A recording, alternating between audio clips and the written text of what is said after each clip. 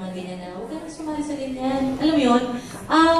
Siguro masabi ko lang sa mga parents ko, sana kung ano man yung gusto ng mga anak ninyo at lalo kung gusto nilang kumanta, sana ibigay natin yung 101% natin na suporta.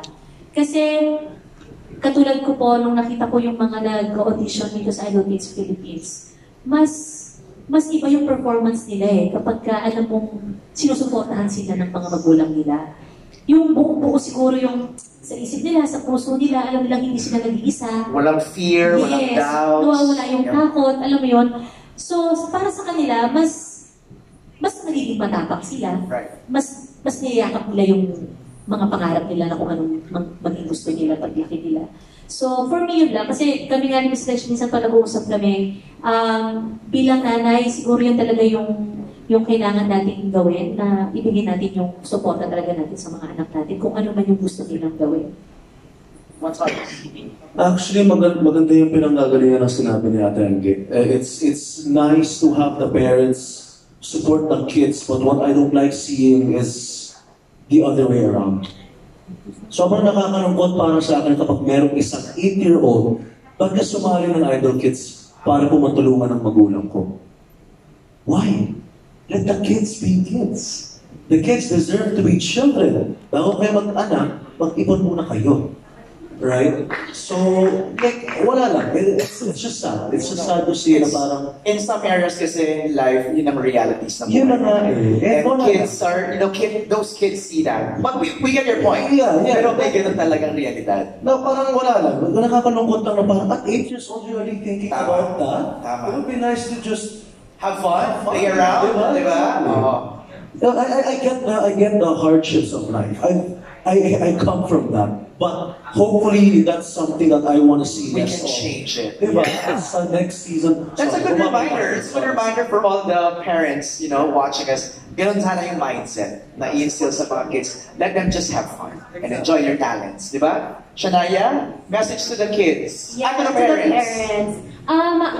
I agree na iba talaga yung aura ng mga bata if they know that their family is supporting. Pero at the same time, tama yung sinabi ni Kuya Robbie kanina na when it comes to this competition, it's either win or learn. There's no losing talaga, which is true talaga. And even me, kahit di din ako nanalo sa Idol season ko, ang dami ko din learnings talaga that I got from that season. Anong year yun?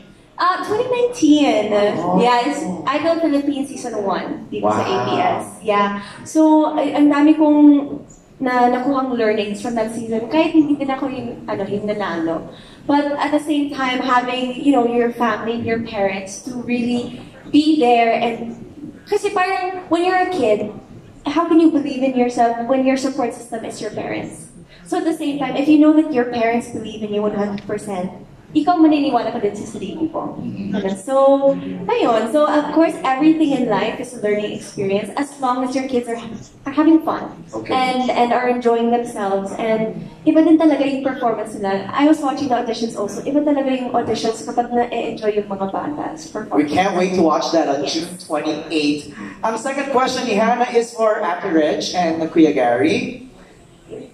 As one of the leading forces of OPM, what are the qualities you admire in the current generation of singers? Kasi ngayon usong-uso yung mga singer-songwriter. Gustong-gusto ko yun. Kasi nung panahon namin, maraming mga songwriters, pero they don't sing or kahit kumakanta sila, hindi nila kinakanta yung mga kanta nila, kinakanta ng ibang tao. And I asked my husband about it, kasi feeling niya, when you're a songwriter, you're not necessarily a vocalist, although I disagree, because there are, like him, I think he's a really great vocalist. But meron kang parating fear na, maganda sana itong kanta to, but I don't think I can sing it. Meron ganon. So, natutuwa ako na ang dami ngayong singer-songwriters na wala sila masyadong inhibitions, na wala masyadong fear Basta, ito sinulat ko, kakantahin ko to. Wala akong pakialam sa sinulat. Di ba? So, nakakatawa yun. Kasi ako, I'm just an interpreter. Hindi ako talaga sumusulat ng kanta. Like Gary. Gary also writes songs. I can't. I won't even try it. Try mo na! No, it's not, hindi ko yung talent. Doon ako sa pagiging interpreter, kaya ng powers ko yun. So, doon ako maraming hinahangaan. Na ang dami. As a matter of fact, I always would encourage them to keep writing kasi ibang klaseng talent yun. Hindi lahat meron nun. It's a gift. Yeah, it's a gift. It's a gift. It's an art. Kuya Gary? You know, I'd like to talk a little bit about Idol Philippines Season 2. Hindi Idol Kids, but Idol Philippines. Kasi yung mga hopefuls na kumanta, siguro mga 60 to 70% were songwriters. So we would have to remind each other, guys, this is a singing contest, hindi songwriting contest. Kasi we would make them do a sample of their original songs. Right now, I think it's obvious na yung music industry and OPM itself is at an all-time high. So you have young performers like Maki, or you have young performers like SB19 and Beanie. I mean, sila yung mga headlights ng OPM ngayon. Kung saan papunta ang OPM, sila ang pinaka-top of the top. You know? And it's so good to see na ang daming mga tagahanga na kahit anong genre na meron ngayon ang OPM, there are people supporting. And I just smile when I see the charts or when I hear the songs online, and parang it makes me feel that the Filipino, truly, the Philippines is the breadbasket of talent in all of Asia. And I have to say that with 100% conviction that what I'm saying is true. Saka ang swerte ng generation today, there's so many platforms, di ba? So many platforms, at saka yung tao, open na open sa, it's not anymore about, ay, dapat katunog yung song mo, dapat katunog ni ganito.